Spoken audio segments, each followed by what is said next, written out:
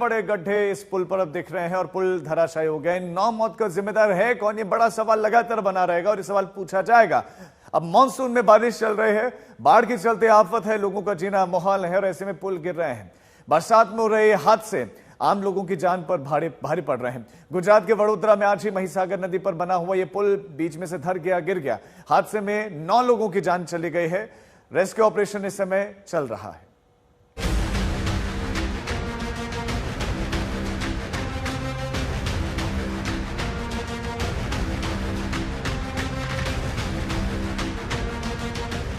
गुजरात के वडोदरा में धंस चुके पुल पर लटका ये ट्रक हादसे की गवाही दे रहा है। वडोदरा को आनंद से जोड़ने वाले लंबे चौड़े पुल यानी गंभीरा ब्रिज के 2 खंभों के बीच का एक स्पैन इस तरह धंसा कि 5-5 वाहन नदी में समा गए। पुल से गुजर रहे 2 ट्रक, एक कार, एक रिक्शा समेत 5 वाहन महिसागर नदी में समा गए थे।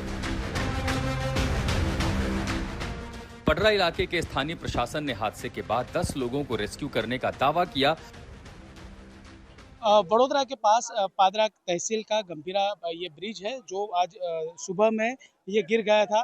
जो जानकारी मिल पाई है उसके मुताबिक इसमें 5 जितनी गाड़ियां महिसागर नदी में गिरी थी। अभी फिलहाल रेस्क्यू चल रहा है और एक के बाद एक लोगों को नदी से निकाला जा रहा है। तो ये 50 साल से पुराना करीब ये ब्रिज है और ये करीब 2 साल पहले इस ब्रिज की मरम्मत के लिए भी बताया गया था, लेकिन इसमें कुछ भी नहीं हो पाया है।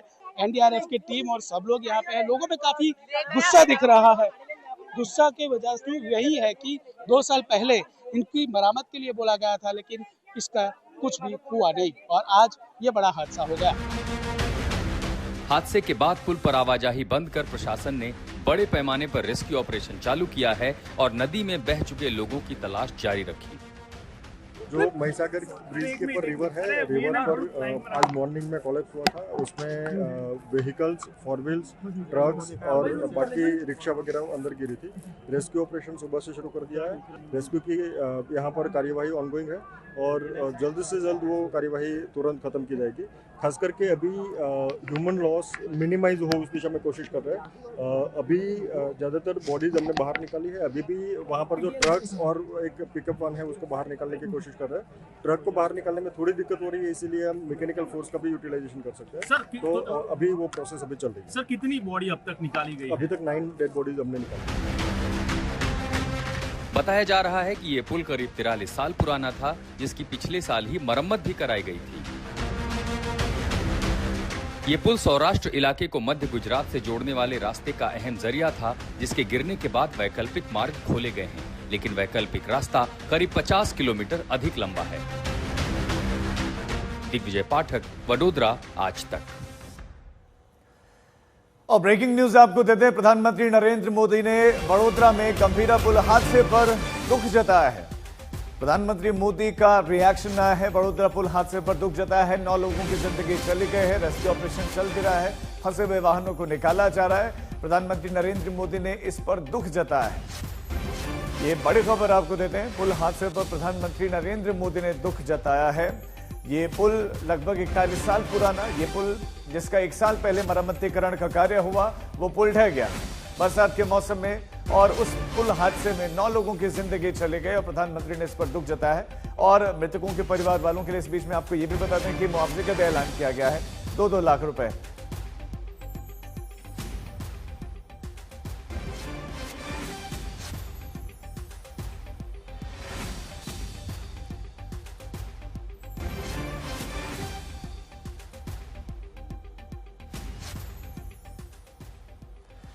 हमारा देश और इस देश में जो इंफ्रास्ट्रक्चर है उसको लेकर तमाम तरह की बातें होती हैं, लेकिन एक के बाद एक गिरते पुल सिर्फ और सिर्फ सवाल खड़े करते हैं। और यहां सबसे बड़ा सवाल यही है कि 9 लोगों की मौत का जिम्मेदार कौन है। अगर 1 साल पहले इसका मरम्मतीकरण का कार्य हुआ तो फिर गिरा कैसे? अभी कुछ सवाल है कि किसकी लापरवाही से यह हादसा हुआ। इंपॉर्टेंट सवाल, पिछले साल मरम्मत के बाद भी आखिर यह हादसा होता कैसे है?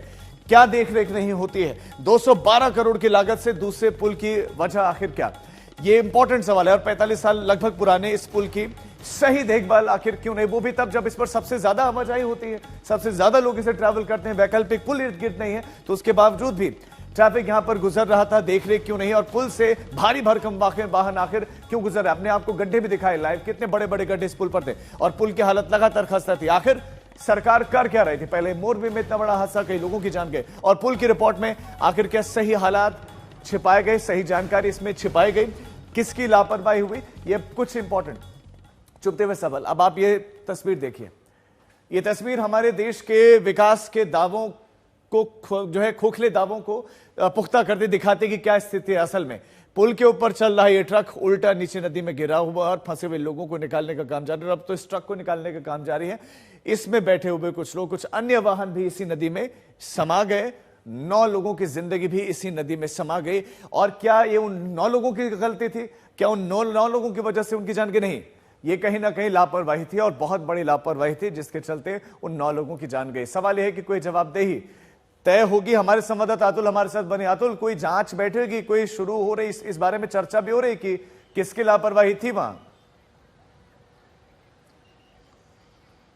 देखिए, आज गांधीनगर में कैबिनेट की बैठक थी और भूपेंद्र पटेल, गुजरात के सीएम, जब कैबिनेट बैठक में पहुंचे, तुरंत ही एक टीम को मौके पर रवाना कर दिया गया, जिसमें इंजीनियर समेत जो ब्रिज के डिजाइन बनाने वाले जो इंजीनियर्स हैं उनको शामिल किया गया है। लगभग 5 सदस्य की जो टीम है उसे फिलहाल मौके पर भेज दिया गया है। किस वजह से ये ब्रिज टूटा, इसकी जांच करके एक रिपोर्ट देने के लिए। लेकिन फिलहाल अगर इस ब्रिज की बात करें तो 1 साल पहले इस ब्रिज की मरम्मत की गई थी। मेरे पीछे की तरफ की तस्वीरें मैं आपको दिखाऊंगा। जो एक टैंकर जो है वो ब्रिज पर अभी भी लटका हुआ यहाँ पे दिखाई दे रहा है। लेकिन अभी फिलहाल इस ब्रिज पर किसी भी प्रकार के लोगों की, यानी कि स्थानीय लोगों की भी आवाजाही को बिल्कुल रोक दिया गया है। और एक बड़ी सी क्रेन आप फिलहाल तस्वीरों में देख रहे हैं, उसके माध्यम से ब्रिज जो कि 23 स्पान का है, जिसमें से एक स्पान टूटा और जो 5 व्हीकल नीचे की तरफ गिर गए, उसमें से जो नीचे अभी भी एक ट्रक फंसी हुई है, ये बड़ी सी क्रेन के माध्यम से और नीचे से 2 जेसीबी मशीन, इन 3 व्हीकल के माध्यम से जो नीचे ट्रक और एक कार फंसी हुई है उसको निकालने की यहां पे कोशिश हो रही है। फिलहाल तस्वीरों में भी आप देख पा रहे हैं